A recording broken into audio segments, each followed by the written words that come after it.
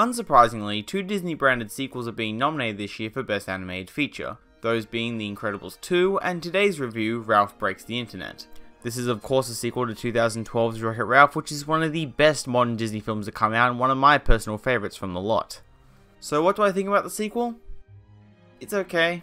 Nothing special or groundbreaking, it's pretty much a crowd-pleasing film. Like, I'd rather watch it over their last film, Moana, and it does have its moments, but for me, it's on that fine line between okay and bad.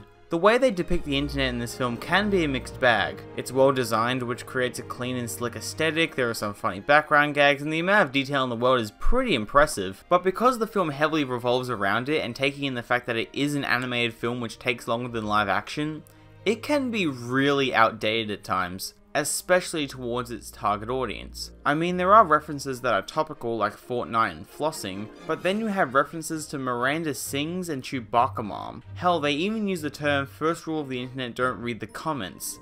I haven't heard that expression since the 2016 Ghostbusters film. And with all these companies being depicted, it's kind of annoying that Disney has to create a fake Google and a fake YouTube known as BuzzTube, a name that seems to be taken right out of a Selzerberg film. Also, unlike the first film, there are no stakes. They set up a simple plot and have a ticking clock element, but there's no sense of time or tension as the characters don't acknowledge it and get caught up in a below average subplot which was inferior to what they had originally. At the beginning, they set up a great subplot with Felix and Calhoun that would have allowed for the audience to take a view into the real world where the ticking clock element would become more apparent. But not only is the idea wasted and absent for 98% of the film, but both characters have no further development since the first movie, and they were integral to that plot. But now they have less than 5 minutes of screen time because Disney wants to promote their brands more. But even with all the blatant product placement, there is still character development. Ralph's more fleshed out as his character arc is not only interesting but feels like a natural progression from the first. And the way his flaws and insecurities are depicted during the end is one of the most memorable Disney moments I can think of in the past 10 years. If you haven't seen it yet, try and go into the film blind like I did, as the finale is the best part of the whole thing. And even though Vanellope has her moments and her arc makes sense, I couldn't help the fact that she was kind of unlikable towards the end of the second act.